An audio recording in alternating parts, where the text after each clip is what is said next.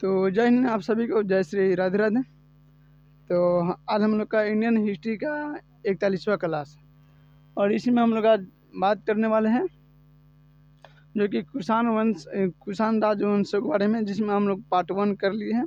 इससे पहले हम लोग आपको कुषाण के बारे में बता दिया गया है, ठीक है, कि कुषाण जो कि 78 ईसा पूर्व क्या कहते हैं राजाभिषेक करवाए थे। और कुषाण वंश का सबसे कह लीजिए कि प्रतापी राजा कह लीजिए कि कनिष्क था, और उन्होंने अपने राजाभिषेक के अवसर पर क्या किया, शाक समूह का उन्होंने शुरुआत किया, ठीक है।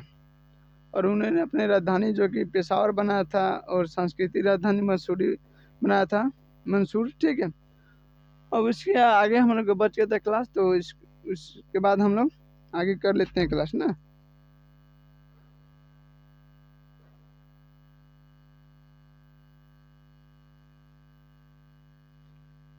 ठीक है, तो चलिए हम लोग क्लास को स्टार्ट करते हैं। तो हम लोग क्या पढ़ना है, कुषाण राजवंश, ठीक है। तो कनिष्क ने पाटलिपुत्र पर आक्रमण किया था। क्या कहते हैं, पाटलिपुत्र पर उन्होंने आक्रमण किया कनिष्क ने।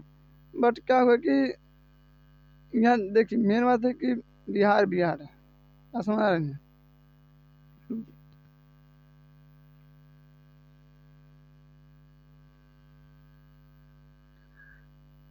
तो उन्होंने पाटलिपुत्र पर आक्रमण किया, और यहाँ से महात्मा बुद्ध का जो कि भिक्षा पात्र, क्या महात्मा बुद्ध का जो भिक्षा पात्र तथा यहाँ के दार्शनिक थे जिनका नाम था अश्वघोष, को अपने साथ ले गया। कहाँ ले गया, कनिष्क ने अपने साथ अश्वघोष को, और जो महात्मा बुद्ध जो भिक्षा पात्र जो जिसमें वो भिक्षा लेते थे, ठीक है। तो कचोरा कहाँ था, तो बिहार के पाटलिपुत्र में था, ठीक है। तो कनिष्क आक्रमण किया, और यहाँ से वो जो वस्तुएं थे ले गए, एक रुका नहीं, ठीक है। और बिहार में इतना जल्दी कोई रुक थोड़ी सकता है, बिहारी सब अपने खच्चर होता है। देखिए कि इतना विदेशी आक्रमण हुआ है, सिकंदर आया था, कौन कौन आया था, कौनों मगध पर आक्रमण कर पाया नहीं। जब सिकंदर आया था तो उस समय जो कि नंद वंश के शासक धनानंद थे, उनके हाथी एक विशाल सैनिक देख के कौन है, सिकंदर चला गया। सेल्यूकस आक्रमण किया, जो कि सिकंदर के सेनापति, उसे हारना पड़ा, वो अपनी बेटी को शादी में कराना पड़ा।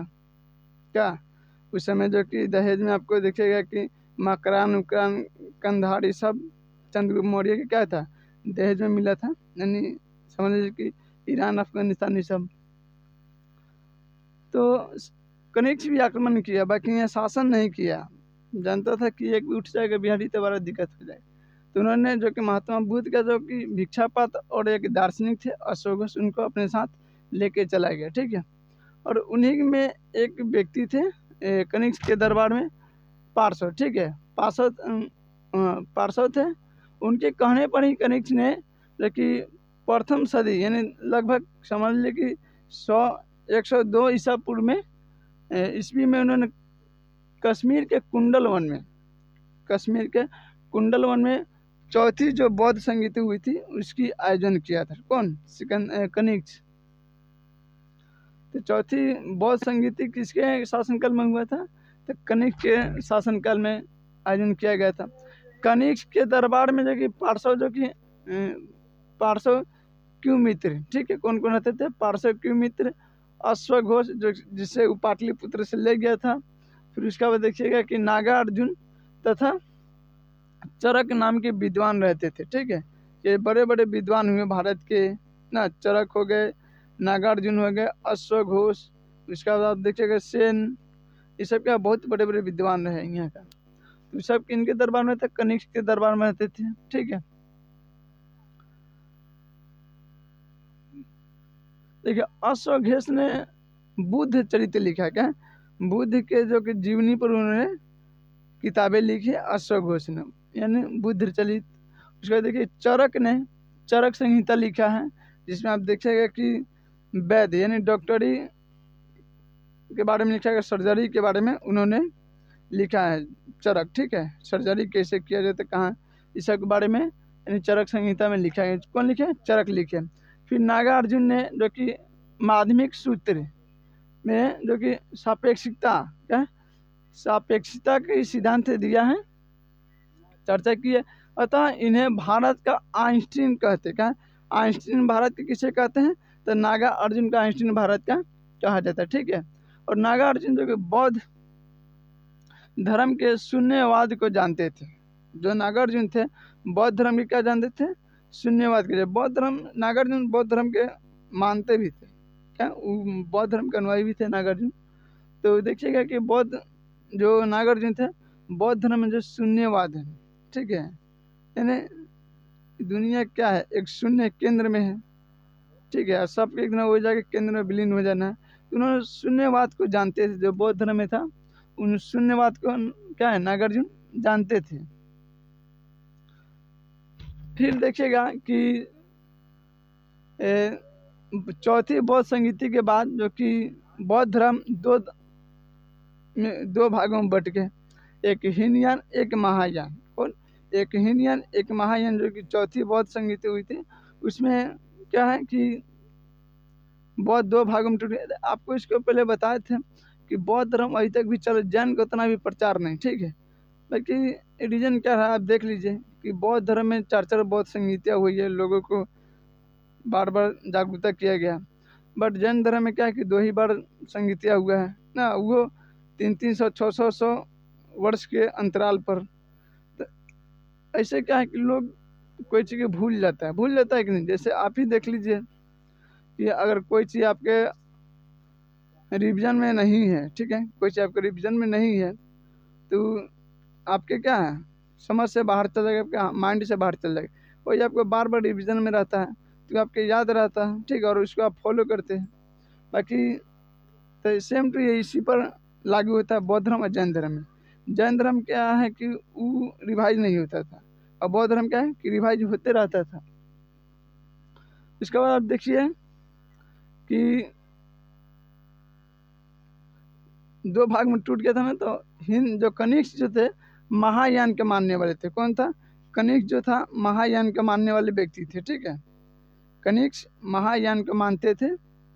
देखिए महायान का कनिष्क को मानने का रीजन क्या है? देखिए महायान बहुत सरल शाखा थी बौद्ध धर्म की। क्या था? महायान जो थी बौद्ध धर्म के बहुत सरल शाखा थे। ठीक है, इसमें आप क्या है कि जो बौद्ध भिक्षु थे, ठीक है, जिसमें आप सोने के आभूषण धारण कर सकते थे। पहले जब महात्मा बुद्ध थे तो उस समय बोले थे कि सांसारिक हर एक चीज़ से आपको दूर रहना है, आपको खेती नहीं करना है, धन संग्रह नहीं करना है, ये सब आपको नहीं करना। ठीक है, बाकी जो महायान जो था बौद्ध धर्म जो लास्ट में चौथी बौद्ध संगीति पर टूटा, तो कनिष्क ने क्या किया कि महायान को अपना लिया। और इसमें क्या था, क्या आप आभूषण धारण कर सकते, सोना धन संग्रह रख सकते थे। इसमें मांस भी आप खा सकते थे। क्या? मांस, बात समझ रहे हैं? मांस भी आप खा सकते हैं। ठीक है, उसके बाद आप देखिएगा कि स्वर्धिक शुद्ध सोने के सिक्के कनिष्क के शासन काल में ही चला था। किसके शासन काल में चला था?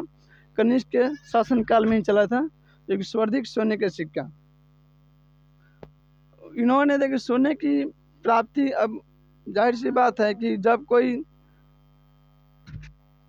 इतना सोना का सिक्का चला जाएगा तो सोना कहाँ से आएगा? मेन बात रीजन यह है कि सोना, गर्मी बहुत है ना, तो मान लीजिए कि जब स्वर्धिक सोने के सिक्का जब चल रहा है तो सोना उतना आना चाहिए ना, कि सोने के सिक्का चल रहा था। और कल एक वीडियो में बताए थे कि एक बंदा था, बोल रहा था कि भारत के क्या है सब विदेशियों ने दिया है। तो उनसे यही आज क्लास से देख ले हमारा फाउंडेशन आज का। ठीक है, कि आज लोग का सोना पहनने पर मजबूर है, ठीक, गिनने पर आदमी के हालत ख़राब हो जाता है। और इस समय सोने के सिक्के चलाए जाते थे। क्या? सोने के सिक्के। ठीक है, तो स्वर्धिक सोने माने कि इतना सोने का सिक्का चल रहा है, लोग के हर एक आदमी हर एक जैसे घड़े घर सोना है, तो इतना सोना आ गया कहाँ से? तो एक जगह था पाकिस्तान में, जो कि हिंदू कुछ पर्वत आप देखिएगा, उसके बीच में एक जो कि अल्ताइन पहाड़िया है। क्या है? अल्ताइन पहाड़िया। ठीक है, अल्ताइन पहाड़िया से क्या था? सोने की प्राप्ति होती थी। क्या थी? अल्ताइन पहाड़िया से सोने की प्राप्ति होती थी। ठीक है, कनिष्क के समय जो कि उत्तर भारत में, जो कि भारत में बंगाल के ताम्रलिपि बंदरगाह, ठीक है, जब कनिष्क का शासन कल चल रहा था, तो उस समय जो कि भारत के उत्तर में एक बंदरगाह था ताम्रलिप्ति। कौन थी? ताम्रलिप्ति बंदरगाह था, ठीक है।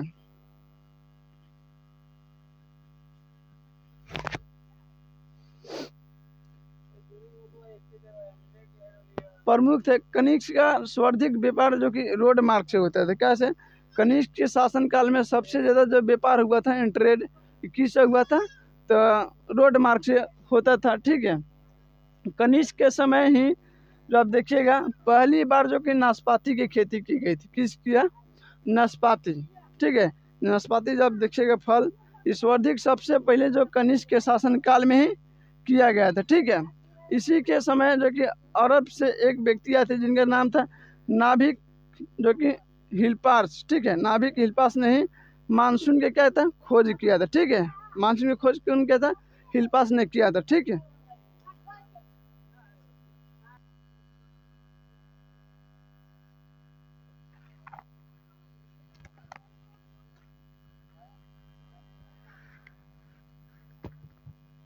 तो यहाँ तक आपको समझ में आ गया ना आप सभी को? तो किसी को डाउट है क्या यहाँ तक?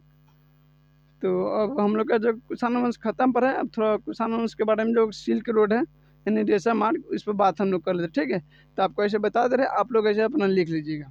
तो देखिए रेशम मार्ग जो था जो कि चाइना का था, और चाइना जो इसे क्या करता था यूरोप में और इराक में यानी फारस में और मध्य एशिया में व्यापार करता था। क्या था? व्यापार करता था।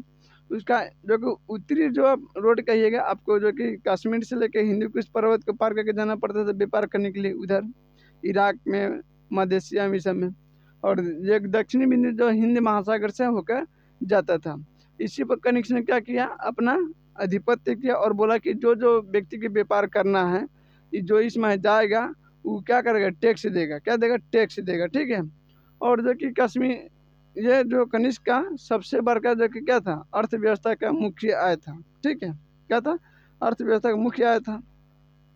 तो इसका आप देखिएगा कि इसी तरह चलते रहा। फिर आगे जाके लगभग 105 ईसा पूर्व में क्या था कनिष्क का मृत्यु हो गया। और मृत्यु होने के बाद उनका कोई योग शासक नहीं आया। उनके जो सम्राट था धीरे धीरे छोटे छोटे प्रांतों में टूटने लगे। उनका अंतिम जो शासक हुआ वासुदेव थे, ठीक है।